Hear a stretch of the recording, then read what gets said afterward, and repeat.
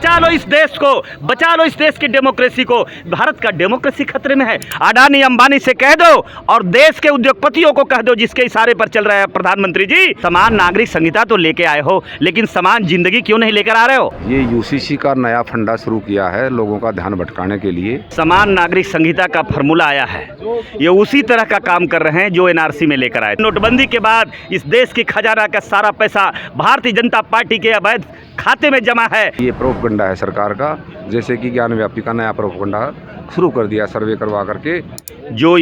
जो इनके पास समान नागरिक संहिता का फॉर्मूला आया है, ये उसी तरह का काम कर रहे हैं जो एनआरसी में लेकर आए थे, एसीए लेकर के आए थे। आज बताओ, इस देश के लोगों को ध्यान भटकाने के लिए ऐसी योजनाएं लेकर के आ रहे हैं, और सारे योजनाओं में जो योजना इन्होंने लेके आए, औंधे मुंह गिर गई है सरकार, एनडीए की सरकार।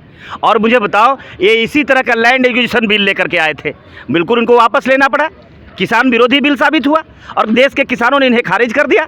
और आपने ये भी देखा होगा, दूसरी आपने एक घटना देखा होगा, एक बिल और इन्होंने ये लेकर के आए थे, एनआरसी पर बिल ले आए थे, सीए पर लेकर आए थे, इनको वापस लेना पड़ा। ये भी आपको देश को मालूम है। अब अभी नया बात है, अभी जो लेकर के आए हैं, ये अभी जो ले आए हैं समान नागरिक संहिता। तो मैं आज भी मैं कहता हूँ, समान नागरिक संहिता तो लेके आए हो, लेकिन समान जिंदगी क्यों नहीं लेकर आ रहे हो? समान पढ़ाई दवाई क्यों नहीं लेके आ रहे हो? समान शिक्षा क्यों नहीं लेकर के आ रहे हो? आप अगर वो लाना चाहते हो, पहले अगर समान नागरिक संहिता को अगर इम्प्लीमेंट करना चाहते हो, लागू करना चाहते हो, तो मैं कहना चाहता हूं, जिनके बदौलत सत्ता में बैठे हो, अडानी अंबानी से कह दो और देश के उद्योगपतियों को कह दो जिसके इशारे पर चल रहा है प्रधानमंत्री जी, कि पहले एक तरह की दवाई, एक तरफ पढ़ाई के लिए तुम तैयार हो जाओ। लेकिन उसके लिए तो तैयार नहीं होगे, कि उसके लिए जो तुम्हारा कलेजा फटेगा। पढ़ाई इनके बच्चों को अमेरिका में होता है, इंग्लैंड में होता है, जापान में होता है, दोहरी नागरिकता मिलती है। पढ़ाई पढ़ते हैं डॉन बॉस्को में, डीएवी में, और परीक्षा देते हैं, कंपटीशन देते हैं खिचड़ी वाले स्कूल के लोगों के साथ। यहाँ पर ध्यान नहीं जाता है। बिल्कुल जो ये समान नागरिक संहिता ये ला रहे हैं, यूसीसी ये जो आ रहा है, जो बिल्कुल जन विरोधी है, भारत विरोधी है, भारत को नफरत करने के लिए ये चाहते हैं कि किसी तरह से हिंदू मुस्लिम यहाँ शुरू हो जाए, मुसलमान लोग खड़े हो जाए आंदोलन के लिए। लेकिन मैं आगाह करना चाहता हूं भारत के मुसलमानों से, आप एक गलती नहीं करना, क्योंकि भारतीय जनता पार्टी बगुला की तरह, गीत की तरह दिमाग लगाए हैं, आंखें फाड़ कर वो बैठा है। वो चाहता है कि आप सड़क पर उतरे, सरकार के विरोध में उतरे, ताकि पत्थर चले, गोलियां चले, दंगा भड़क जाए और हजारों लाशें बिछ जाए। और जब हजारों लाश बिछ जाएंगे, हिंदू मुस्लिम हो जाएगा, और आने वाले समय में इनको पिछड़ा, अति पिछड़ा, दलित ये लोग वोट दे देंगे और फिर हिंदू के नाम पर सरकार बना लेंगे। तो सरकार कह रही है कि सिर्फ विपक्षी पार्टियां इसका विरोध कर रही है।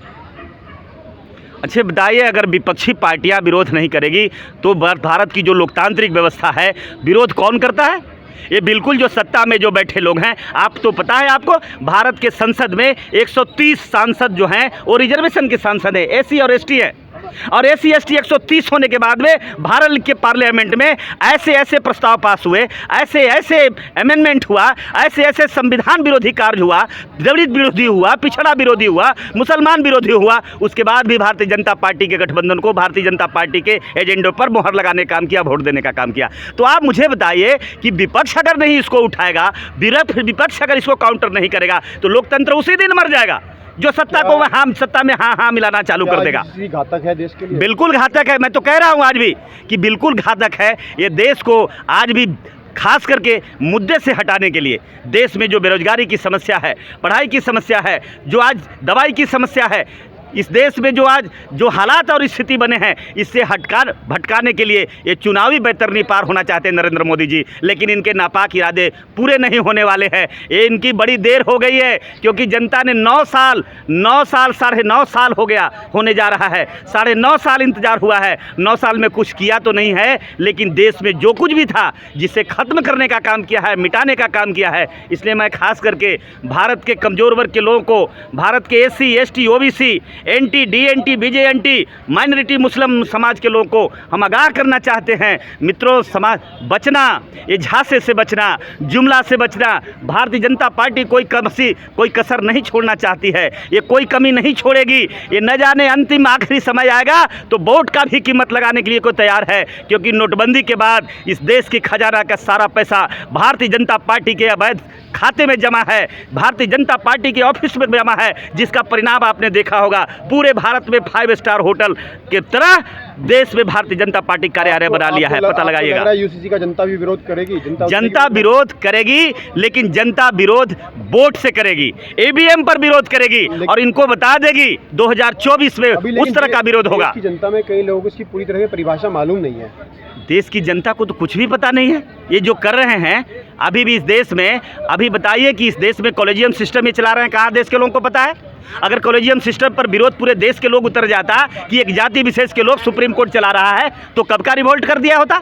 आप मुझे बताइए, इस देश के लोग अगर समस्या अपना समझते तो दूस पार्लियामेंट के अंदर 130 सांसद एसी और एसटी का होता है, वहीं अपर क्लास का 10% आरक्षण मिलता है और चुपचाप बैठे रहते हैं। 130 सांसद रिजर्वेशन होने के बाद भी लैंड एजुकेशन बिल होता है, संविधान में संशोधन होता है, संविधान विरोधी कार्य होता है, संविधान को ताक पर रखकर काम होता है और उसके बाद भी सारे लोग मुकदर्शन बनकर बैठे रहते हैं। तो आप बताओ देश को कहाँ पता है? अब अंतिम 2 शब्दों में आपसे बात खत्म करूंगा। क्या लग रहा है, सरकार यूसीसी लागू कर पाएगी या इसके पीछे फिर देश की राजनीतिक पार्टियां, सरकार या जनता आंदोलन करेगी इसके खिलाफ? सरकार बिल्कुल डायलिसिस पर चली गई। सरकार आखिरी दिन गिन रही है। सरकार की 13 ही बाकी है। गिनती कर लीजिए।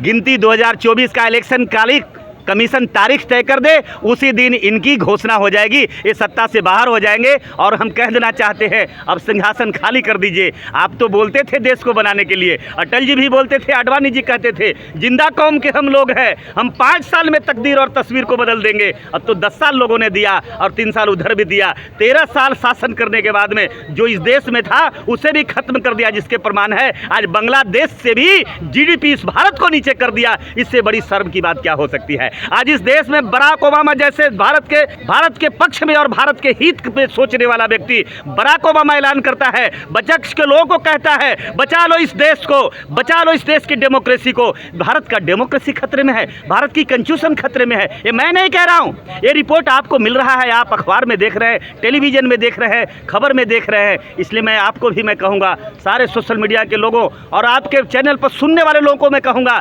झांसा में नहीं पड़ना, 5 किलो के राशन में नहीं पड़ना, क्योंकि वो राशन से ही वोट लेना चाहता है। अगर उससे भी नहीं मानोगे तो 1500 रुपया देकर भी ये वोट खरीदने का इनकी योजना बना दी गई है। ये सारे विधायक एमपी पर संघ परिवार लोग घर घर घूमकर साड़ी बांटेगा, पैसा बांटेगा, वोट खरीदेगा, लेकिन कह देना उसे, हम गरीब जरूर हैं, हम स्वाभिमानी हैं, स्वाभिमान की रोटी खाकर मरना पसंद करेंगे, जहर खाकर पसंद करेंगे, लेकिन वोट क्या होता है? वोट बेटी होती है। हमारी प्रथा में वोट बेचना बेटी बेचने के बराबर होता है। देश की जनता वोट बेटी नहीं बेचेगी, वोट को बटन दबाएगी, गुस्से से दबाएगी और इनकी मां की छठी का दूध याद कराएगी 2024। ये यूसीसी का नया फंडा शुरू किया है लोगों का ध्यान भटकाने के लिए।